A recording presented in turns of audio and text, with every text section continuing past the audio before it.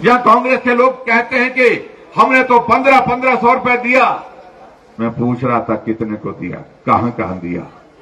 स्पीति में भी पूछा हमने, कुछ को मिला, ज्यादातर लोगों को नहीं मिला। और लाहौल में आपके यहां पर मैं पूछना चाहता हूं, क्या आपके यहां पर मिला? जोर से बोलो भाई, कैमरा उस तरफ करिए थोड़ा सा। नहीं मिला? मिला? नहीं मिला? नहीं मिला। अरे वो तो पूरे प्रदेश भर में गला फाड़ फाड़ करके बोल रहे हैं कि जाओ लाहौल स्पीति जाओ, मैं यही देखने के लिए आया हूं। 1500 रुपए मिला। देखिए जरा तमाशा तमाशा देखिए। अब क्या सरकार का झूठ बोलने का ये काम चला हुआ है। मैं लाहौल में यहां पर खड़ा हूं, उदयपुर में यहां पर खड़ा हूं, और मेरे सामने यहां पर जो महिलाएं बैठी हैं, कुल आबादी जितनी आज पॉपुलेशन हमारे इस कार्यक्रम में आई है, 80% महिलाएं हैं यहां पर। 80% से भी ज्यादा महिलाएं हैं, और वो हाथ उठा के कह रही है 1500 रुपए नहीं मिला, बोला था लेकिन दिया नहीं है। अब आजकल फार्म भर रहे हैं। अरे लोकसभा के विधानसभा के चुनाव से पहले फार्म भरे, अब फिर फार्म भर रहे हैं। अगले आने वाले समय में कोई और चुनाव आएगा, फिर कहेंगे फार्म भरो। ये चलता रहेगा क्या? क्या आप माता बहनों को इसी तरह से प्रलोभन दे करके, लालच दे करके यही कहते रहेंगे कि 1500 रुपए देंगे, चुनाव आ गया 1500 रुपए ले लो, और चुनाव के बाद कहेंगे आगे देखेंगे, फार्म भरेंगे? अब इनका ही फार्म भरना पड़ेगा, और फार्म ऐसा भरो ताकि ये भूल जाए झूठ बोलना। ये बहुत आवश्यक है। इस बात के लिए मैं आप सबसे निवेदन करना, आपके सामने हम यहां पर खड़े हैं, हमने कोई फार्म नहीं भरा, हमने कोई गारंटी नहीं दी।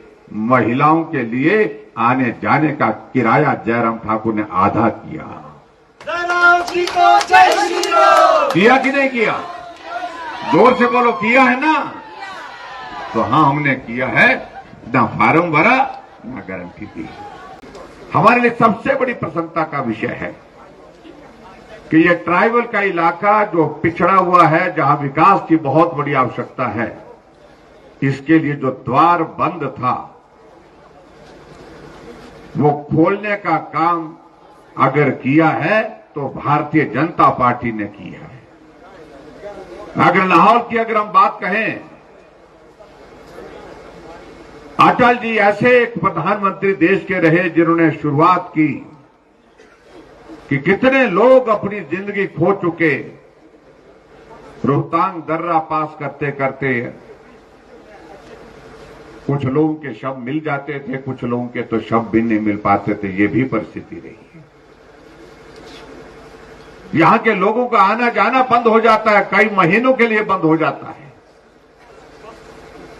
और इसलिए ये आवश्यक है कि रोहतांग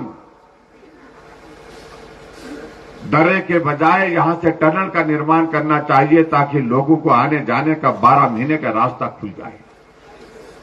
उन्होंने शुरुआत की, और मुझे बड़ी हैरानी होती है जब कांग्रेस के लोग इस सारी श्रेय लेने की कोशिश करते हैं।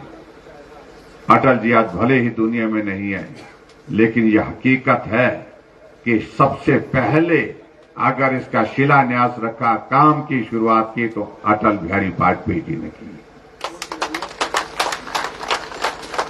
अटल जी के बाद इस काम को मुकम्मल करने के लिए, पूरा करने के लिए अगर किसी देश के हमारे देश के किसी प्रधानमंत्री ने अगर काम किया, उनका नाम, सिर्फ एक नाम जिनको श्रेय जाता है इस काम को पूरा करने का, आप लोगों की जिंदगी को बेहतर बनाने का, उनका नाम है नरेंद्र भाई मोदी जी। मोदी जी को जय श्री राम। आप अंदाजा लगाइए कब शिलान्यास हुआ था, कब से काम चला था, लेकिन उसके बावजूद टनल का काम रुका पड़ा था।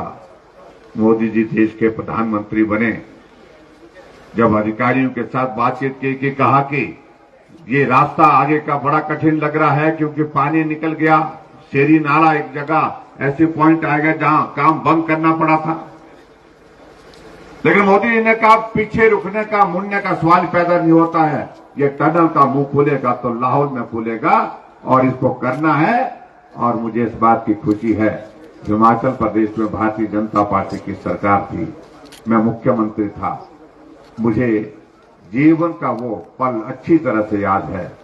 जब कोविड का दौर चला था, प्रधानमंत्री जी ने मुझे फोन करके पूछा, कहा कि इसका हम उद्घाटन करना चाहते हैं। मैंने कहा सर उद्घाटन तो करना है, लेकिन जो सोशल गैदरिंग पर जो रिस्ट्रिक्शन लगी है उसको आप खोलिए। उन्होंने कहा खोलेंगे नहीं। तो मैंने कहा आप यहीं आइए, आप कार्यक्रम को वर्चुअल नहीं करेंगे, आप अटल टनल का उद्घाटन यहां आकर के करेंगे।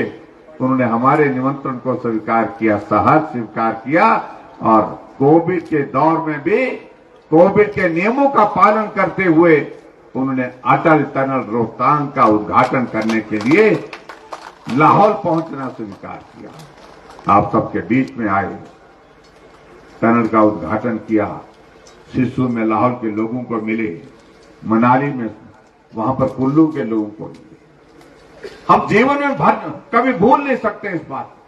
3,300 करोड़ रुपए की लागत से यह टनल, जिस टनल ने यहां लाहौल की जिंदगी बदल दी।